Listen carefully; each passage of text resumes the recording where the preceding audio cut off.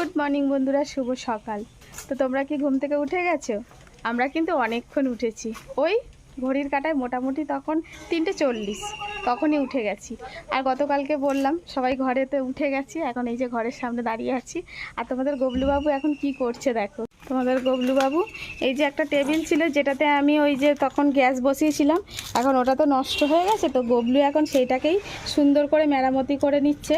বলছে মা এটাকে আমি ভালো করে রং করে নেবো, এটাকে না আমার পড়ার স্টাডি টেবিল করে নেবো। তো এই দেখো সব যেগুলো ভাঙাভাঙি ছিল সেগুলো করে দিয়েছে।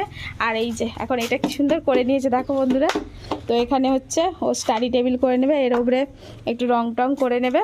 তো গবলুর কাজ করছে, আর এদিকে সবাই সবার কাজে ব্যস্ত।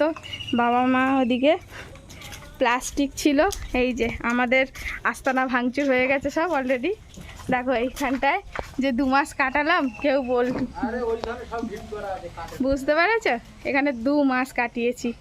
এই দেখো এখানে 2টো খাট ছিল, এই রকম ঘরেতে 2 মাস কাটিয়ে দিয়েছি। এখনও তক্তপোষটা সরানো হয়নি, তক্তপোষটা দাবাতে তুলে দেওয়া হবে। আর বাবা এইসব প্লাস্টিকগুলো খুলে নিয়েছে, প্লাস্টিকগুলো আবার পাট করে রেখে দিতে হবে, আবারও কোনো না কোনো সময় কাজে লেগে যাবে। তো সেই সকাল থেকে, মানে সকাল কি আমরা হিসেব মতন রাত থেকে উঠেই কাজে লেগে পড়েছি।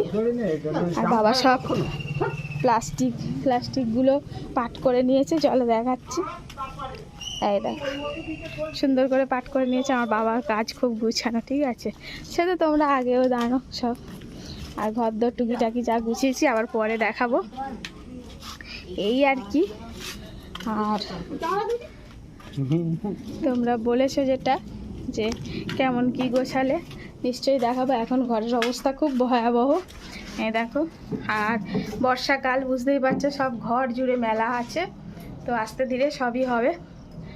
আর এই ঘরটা এখনও কিছু করে উঠতে পারিনি, কারণ মিস্ত্রির এই যে কাঠগুলো আছে, কাঠগুলো আস্তে আস্তে নিয়ে যাবে, তবেই এই ঘরটা ঠিক করতে পারবো। আর কালকে ভাইরা এসে ইলেকট্রিকের কাজটা করে দেওয়াতেই খুব মানে ভালো হয়েছে, এই যে পাখা টাকা সব লাগিয়ে দিয়েছে।